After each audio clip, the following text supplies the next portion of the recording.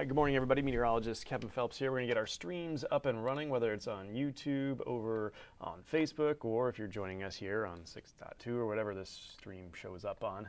Yeah, we probably know by now that we have another first alert day here. This one's going to be for accumulating snow. It's a very small window for it to occur. No, it is not a big winter storm. We're talking 1 to 4 inches, and the stripe of 3 and 4 inches is only going to be about 20 miles wide. So there's a very small swath of the heavier snow. Now, all that being said, this is going to happen during our evening commute. So I do think road conditions are going to rapidly deteriorate by 5 and 6 o'clock this evening. So I do think it's going to be enough to warrant that first alert day here as we get out on this evening. So I'm going to pull the map full here in terms of what are the potential impacts. The worst times here today are going to be between 4 and about 8 and 9 o'clock this evening. So we can see the snow will be heaviest around 6 o'clock this evening. That's when the visibility is obviously going to be worst. But road conditions are certainly going to be impacted at least through midnight. So I'm really hoping this gives the crews, enough time to get out there and clean those roads here for the overnight hours, hopefully leading to what would be a much smoother Friday morning commute. So as we jump into this, as the heading says, a lot of our systems now are trending even more south than what we were discussing yesterday. So what that means is we're kind of lowering the snowfall amounts here, especially north of the Quad Cities. But any way you look at it, we're still on track for what's going to be a very, very big Arctic outbreak as we head into your weekend. So in terms of what I expect here today, minor impacts out of this snowstorm, or really not even the snowstorm, this wintry weather that we're going to have here today. Remember when we had the post-Thanksgiving winter storm, we were in the major and extreme categories. We saw how that kind of played out. But in the past, when we've seen these, little nickel and dimers that these clippers produce, only an inch or two of snow, we've seen a lot of accidents out of those. In fact, we actually see more accidents when we have these really minor snow events. And since this is going to be happening this afternoon and road conditions just get worse here by 5 and 6, that's why we have, your first alert day in place. And I think it's certainly warranted there for that. So here's just a look at that winter weather advisory. You can tell that it's not all that wide. It does include the Quad Cities, and it also includes Burlington. Those areas right on the edge of it, I think, are going to have the least amount of snow. Somewhere in the middle of this is likely where we end up with that 3, 4, and maybe even isolated 5-inch snowfall amounts. So again, we're kind of just waiting for this to arrive. You're dry here this morning. We're going to be totally cloudy, but you can see that storm system making its way through Rapid City and Bismarck, North Dakota.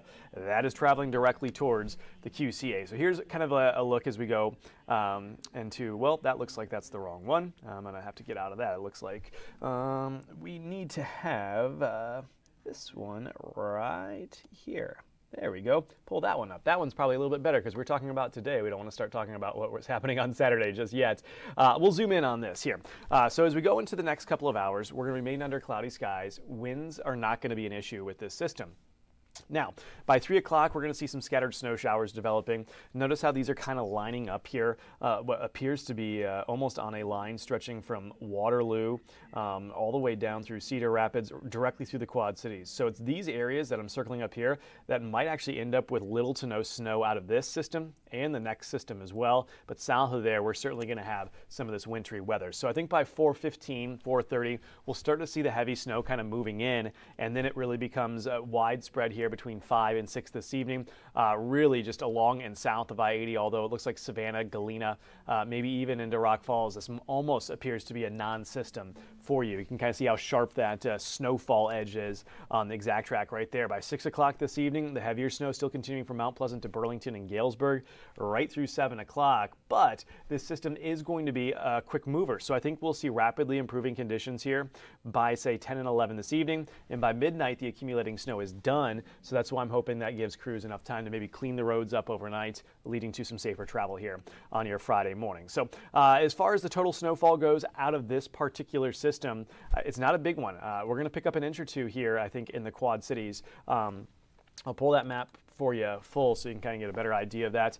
Again, some flurries from Dubuque to Galena. We're kind of right on the edge here in the Quad Cities, but there are some darker blues out there near Macomb, and I do think there is going to be an area setting up what looks to be somewhere around Muscatine, maybe down through Galesburg in this area where there could be a stripe that's only about 10 to 15 miles wide of 3 to 5 inches of snow. We will not know where that's setting up until it actually plays out here later today. So here's the rest of Exact Track as we get into Saturday morning. I'm going to kind of continue on to what is our next wave of our first alert days. The snowfall with this system appears to be light as well, 1 to maybe as much as 4 inches. it is also taking more of that southerly track. So as you kind of look at this by 11:45 here on Saturday morning, areas along and south of I-80 are favored for the snowfall.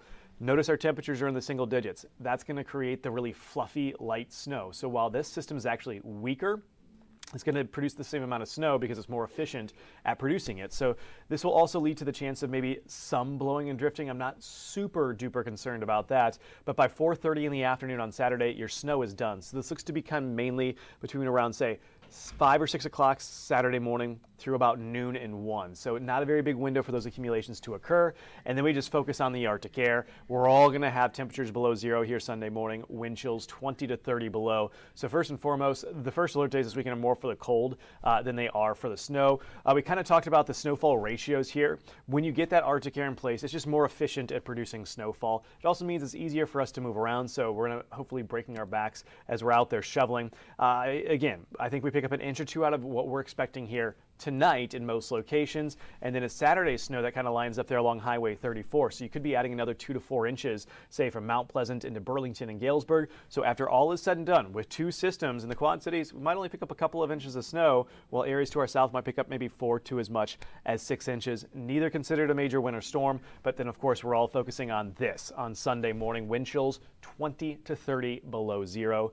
There's no way around it. Whether you get snow or not, we're going to have these wind chills well below zero across the area. In fact, I wouldn't be surprised if we actually extend our first alert day to Monday morning as well. But as we get into next week, this is 6 to 10 days. So we're talking December 17th through December 21st. So essentially our last days of the autumn season, we start scooting our storm track to the north. This is going to do a couple of things for us. One, it should allow us to kind of miss on any wintry systems next week. And two, it should start to allow our temperatures to get back to normal. What is normal? Well, the average high today is in the upper 30s. By next week, it's down to about 36. So I think we'll get some afternoons on a consistent basis above freezing, so we can kind of gradually thaw out of what's going to be this Arctic outbreak here this weekend. But again, I can foresee us maybe extending that first alert day here into Monday morning, as well, as we dip down to -5 for a temperature.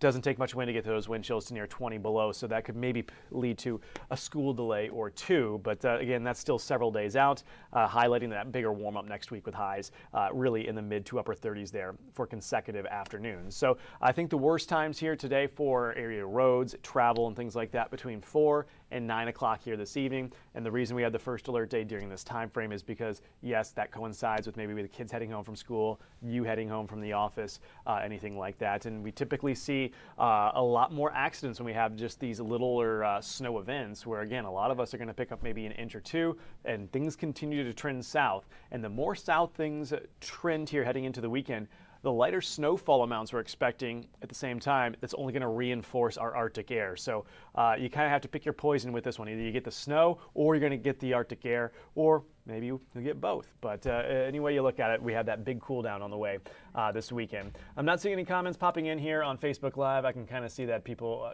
probably already know what's going on with this. Audio way too low. Thanks, Mike, over on YouTube. Trying my best to get that turned up over here, but getting good levels, it looks like. I'm looking this off to the side, but all right, we'll wrap this up. No questions. That's pretty easy here today, but again, between 4 and 9 o'clock here tonight, that's when we're looking for the worst of our travel conditions with the widespread